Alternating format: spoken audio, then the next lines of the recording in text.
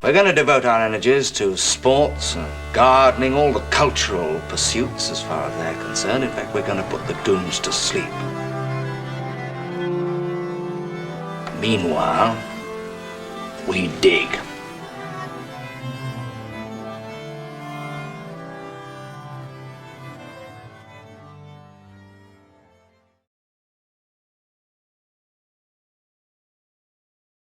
Greetings and welcome to the Anadromist. This is Burn Power, your host du jour.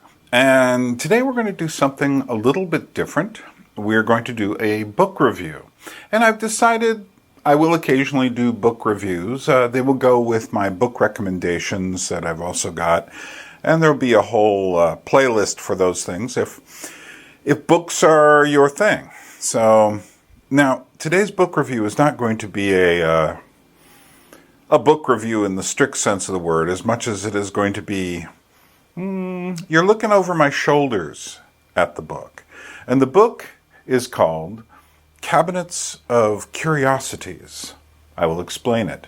It's by Patrick Mauriés, a French author, and a very fascinating book. And the book has practical applications. If you've watched my lectures on texture or how to recover reality in these times, this fits right in there. And it is about some practical applications. Well, it's kind of a mystery until we get there. What is a Cabinet of Curiosities? If you don't know, you will find out. Another name is Wunderkammer, or in Dutch, I believe it's, let's see if I can get this correct. No, I'll try it a little bit later. My brain suddenly is doing all sorts of strange things with those double letters. So, oh, by the way, that little film at the beginning, little animation film at the beginning, I made that. So anyway, by the way, that crucifixion you see in the back, I found that in a not thrift store, the Dry Bridge, which is this large outdoor flea market of sorts here in Tbilisi, and it is a most curious creation. I've shown it elsewise, but anyway, you probably can't get the full strangeness of it from where you are because it's a little blurry, because I'm in focus.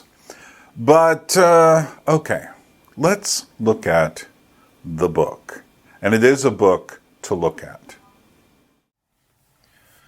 So, the name of the book, Cabinets of Curiosities by Patrick Mauriés. Writes in English, but he is a French author. And it's a very fascinating book, published by Thames and Hudson Ltd. Out of London in 2002, and then reprinted in 2013. It is still in print.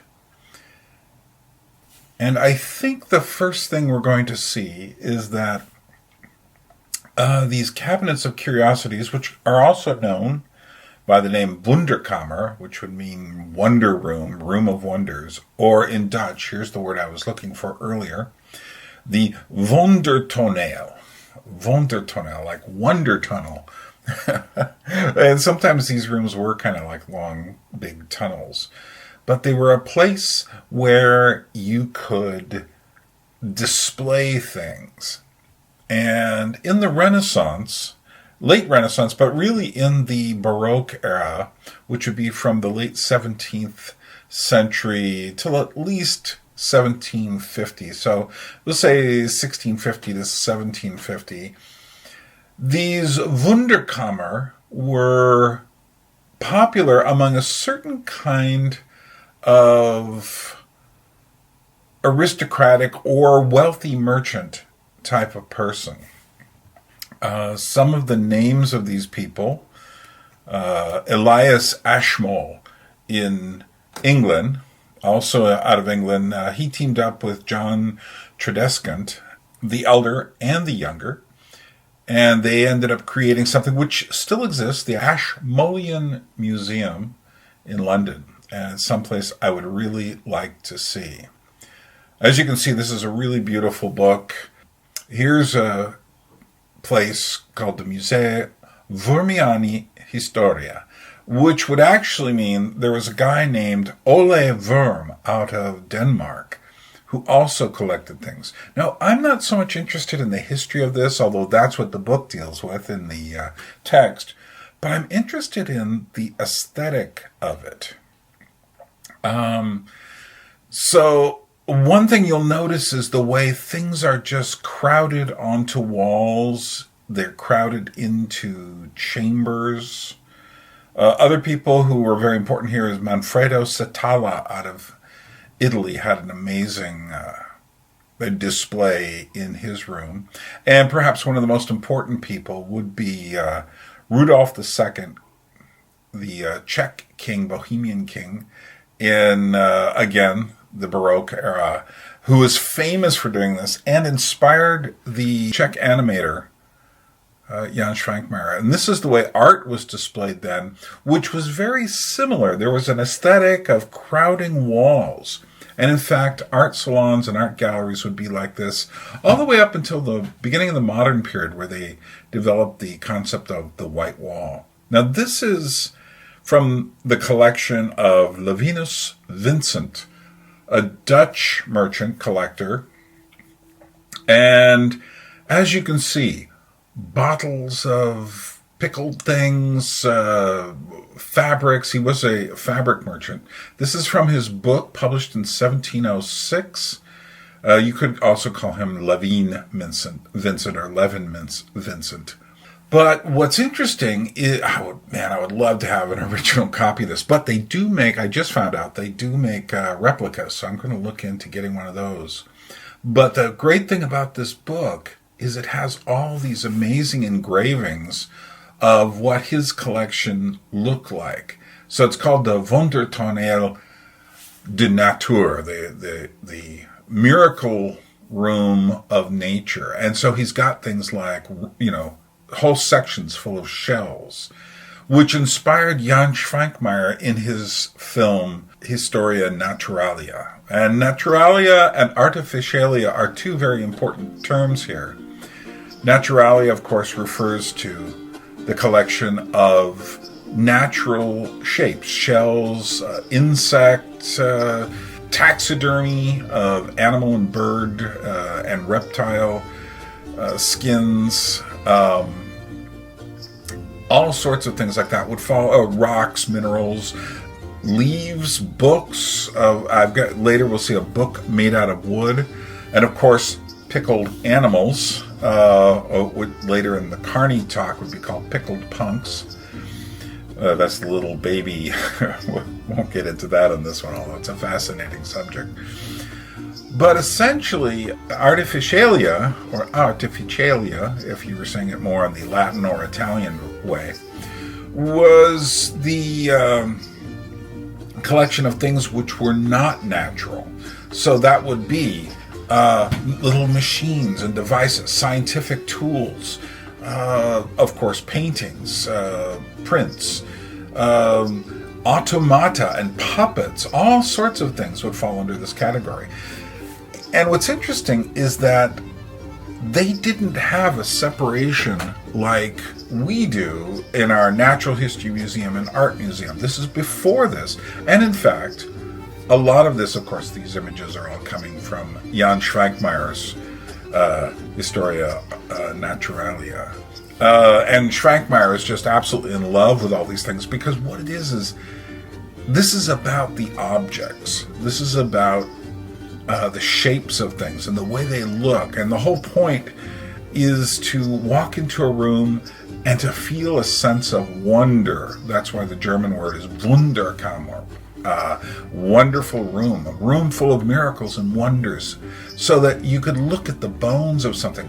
This, of course, from a period where people were just really going out and beginning to explore the world. Now, we can get into all the colonial and mercantile implications of that, but that's not what this is about. This is about people finding things they'd never seen before, shapes, animals, food items, all sorts of things, and marveling at the diversity of it all. You know, it's the beginning of the impulse to make museums. But of course, this was done by very rich. Frank Meyer actually puts live pigeons in there. I love it. And so it confuses the living with the dead and eggs. How can you not have those speckled eggs? But this gives you a great illustration. I mean, I imagine that going into Levinus Vincent's Wunderkammer here would have been a spectacular thing.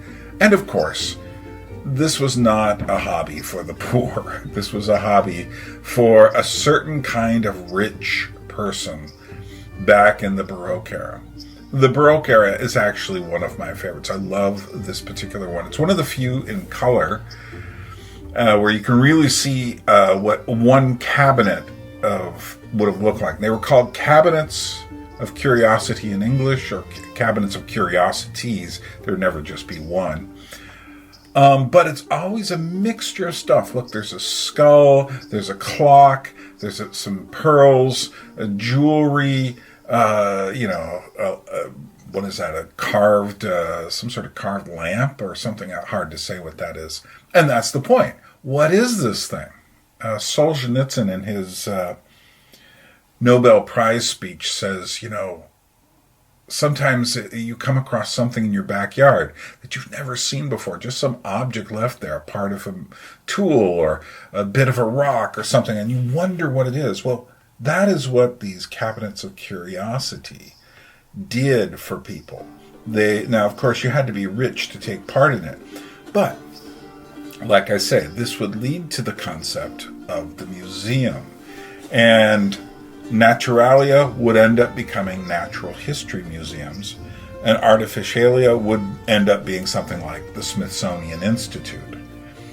And in a sense, this is also the beginning of places like art galleries. So like I say, the salons and art galleries were all places that had these crowded walls and displays all the way up until the end of the 19th century. And this is the kind of thing made in the Baroque era out of the composite figures made out of shells and things like this. My favorite place to go, probably in the world, for this sort of thing that's still around today is the Strahov Monastery in Prague.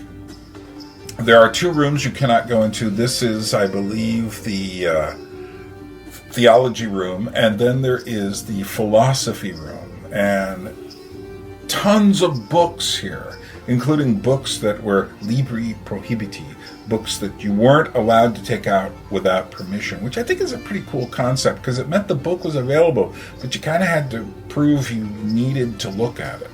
So this would include books by philosophers with weird ideas and other really edgy material.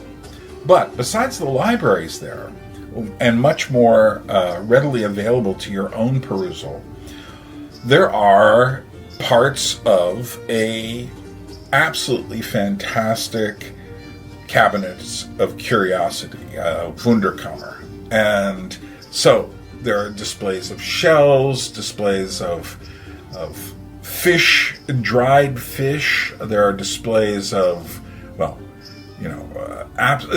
kind of thing you just look and they are still a marvel today.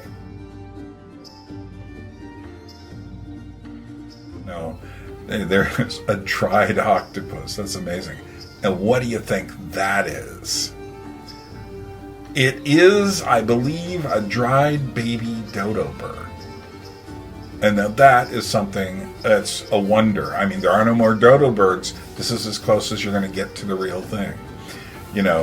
Again, we're not here to discuss why the dodo birds died, colonization, all of this stuff. This is on a different level. What I'm trying to get you to see is that the Cabinets of Curiosity focused your attention on the shapes and the wonder of objects in the world. Here is a Bible that is made absolutely precious by all of the things attached to the cover of it. So it's not just a Bible, but it's a world unto itself. Just on the cover, it has so many meanings. Here's one of my favorite things. Books made out of books, out of wood. They are not just books made out of wood, but they are books that each book is a book of the wood. So what that means is that you can open the book and see all of the parts preserved of the tree. So there's the leaves, there's the nuts, there's the inner structure.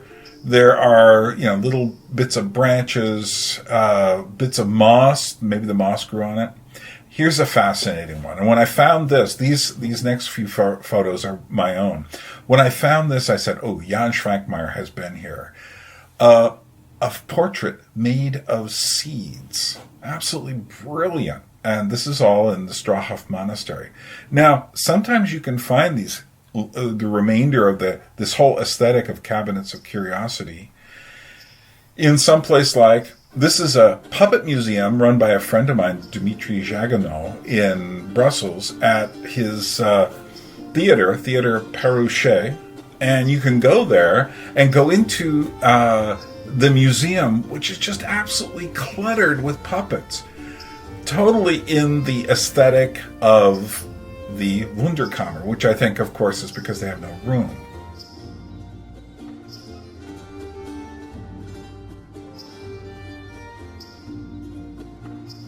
But in Tbilisi, there is a place I love, the Silk Museum. And the Silk Museum has actually been there since, I believe it's the 1860s or so. Now, unfortunately, I say unfortunately, I hope it's fortunately. They are redoing the museum now. But I really hope they keep this character of it, which has a lot in common with the older Wunderkammers, the way things were displayed in natural history museums. So these are actually silkworms. To me, it's just so cool to see the silkworms. So you see all the products of the silk. You see the fabric in the end, but you also see the eggs, the cocoons of the silkworm moth after they've feasted on mulberries. And of course, they show you mulberry plants. Now, if you want to go all the way dark on this, I suggest you go to the Capuchin catacombs of Palermo and check out the way they used to display the corpses. It started off as just the corpses of the monks, but ended up being local people who said, I want to hang up right there when I die. This is just a whole aesthetic that we no longer understand. I mean, we literally don't understand why people would do this. But it was done during the Baroque Era, when people had a fascination with looking at objects, including, obviously, death. So, back to the book. Look at this. Bits of coral. Just absolutely fascinating. And, of course, there are engravings, photos, just endless little strange things. And what was interesting about the Wunderkammer is putting everything together. It wasn't a question of putting it together, categorizing it into taxonomies, although some people would do that. But in many ways, it was putting it together in such a way to almost make strange comments about each object, that there would just be this collision of things. The surrealists really love this, and we'll see Jan Schwankmeyer is a surrealist. They love this collision of things. This would be very much mid-17th century.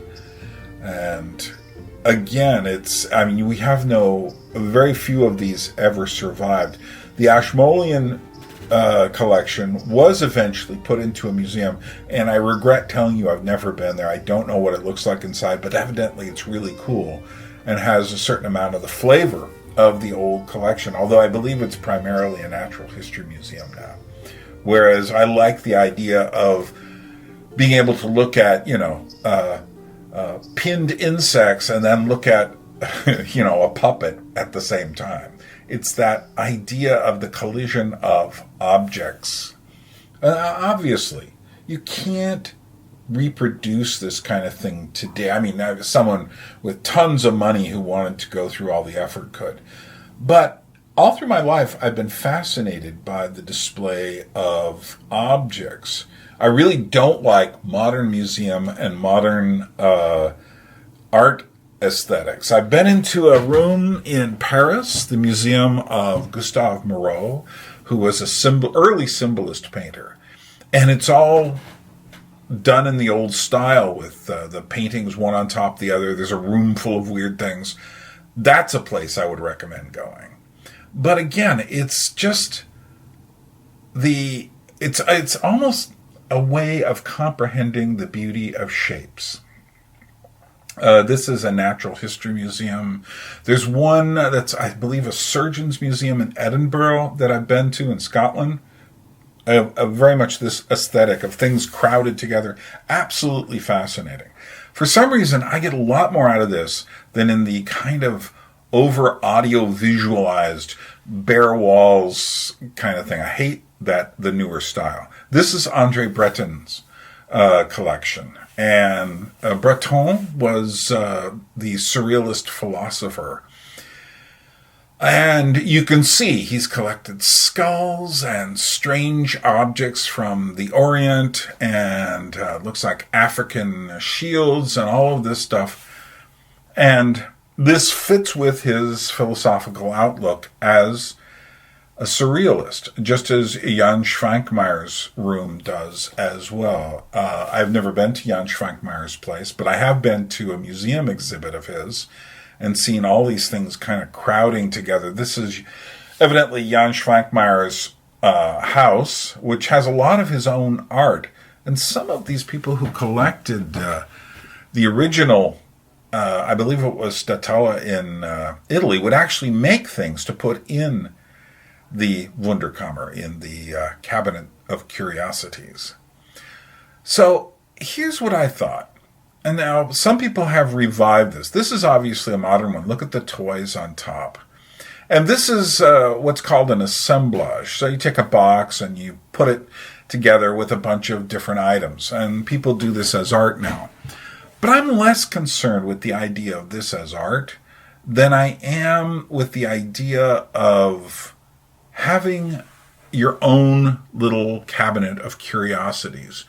Not that you run out and buy all sorts of stuff to put in it, but that over time, if you just naturally collect odds and ends, it would be great to have a nice, weird wooden cabinet where you could put this stuff. Again, this is all contemporary. Unfortunately, they've turned it into, and I quote, air quotes, art. This is a work of art. It's an assemblage, and it's all this stuff. But here's the thing. It's against a white wall. And this is a really nice one, too. This is a very much a Christian thing. Was it made by a Christian? I don't know, but it looks like it might have been. But again, it's in an art gallery against a white walls, which totally turns it into an object, where the point was to have the whole room be not the work of art in our sense, but to be something which causes wonder. These are objects which I've picked up since I've been in Tbilisi at the Dry Bridge and other places, mostly at the Dry Bridge. And I get fascinated with certain shapes, or if I find like this old crucifixion on a piece of brass that was pounded there or made a certain way. Or here is a kind of just a little very primitive looking puppet. Not quite cute. In fact, some people use the word creepy to describe some of the stuff. I think that's really fascinating. I'm probably going to do a video on the uses and abuses of the word creepy in our times. But, I've started collecting these things. Of course, I've got tons of this stuff back in Alaska, but I can't help but do it because of the nature and the value of the thing itself. And I think we live in a time where people are using the word minimalism to I hate this word, declutter. How about unclutter? But to essentially get the clutter out of their lives. Now, if your life is full of debris, well, yeah, it needs to be weeded out, but not the valuable stuff. And I'm not talking collections of baseball cards or even, CDs or DVDs or Blu-rays. I mean, those have their place. But I'm talking about having something in a place where people come into your life, like your living room, where they can go to a place, and, of course you would start off with just a little cabinet. Go to a place, and they would see things and go like, what is this? Conversation starters. Things that attract the attention of people. And to me, that is the value of this. We live in a time, so many people move into white boxes, and their world is dead. And the only thing that's alive, they have this museum aesthetic, and the only thing that's alive is the screen. And of course, the screen's in flat, dead space as well. But what the Wunderkammer, the Cabinet of Curiosity, does, and I think anyone who is attracted to this kind of thing should do it, because it's saying to people when they come in, hello, here are some interesting things I've found. I think genuine things. It's up to you to decide what kinds of things. Rather than have them walk in and see, oh, there's the couch, there's the television, whatever. Have them walk in and go like, what is that? What is that stuff? Have them wonder about the objects of the world. Well, I could go on and on and on, and I have in my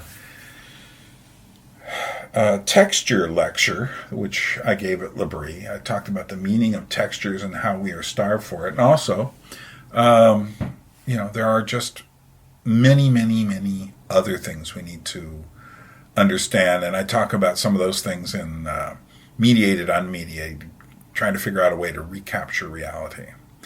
But anyway, this book, Cabinets of Curiosities, I recommend it as just an introduction to the Wunderkammer and things you can learn from it. So there you have it, Cabinets of Curiosities, and you can create your own. Let's see, what should I say before I get out of here? I should say, hey, you can subscribe to this channel if you haven't already done it. You can hit like if you haven't already done it. You can share this video with your curious friends. This would be a nice video to give to people who don't want to wade through my 2.5 hour long epics. You can, if you wanted, you could start thinking about helping me get my 5,000 kilos, 10,000 pounds plus, probably weighs more, here from Alaska, and you can do that by donating through PayPal. Well, what can I say? Swim against the stream. The world is going minimal. The world is going into the screen. Live in the world. Live in the real world that has been made for us. This is Bern from Tbilisi saying Nachwamdis, which is goodbye in Georgian. A people without history is not redeemed from time.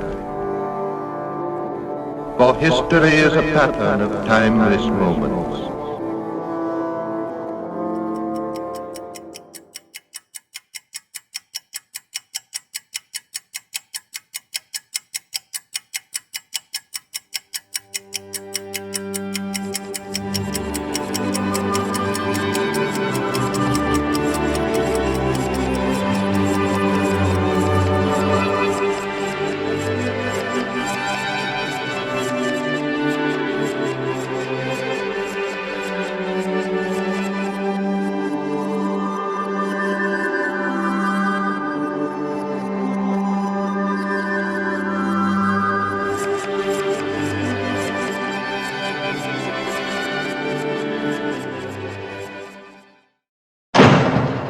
You know, you've done real good not to say anything to the man.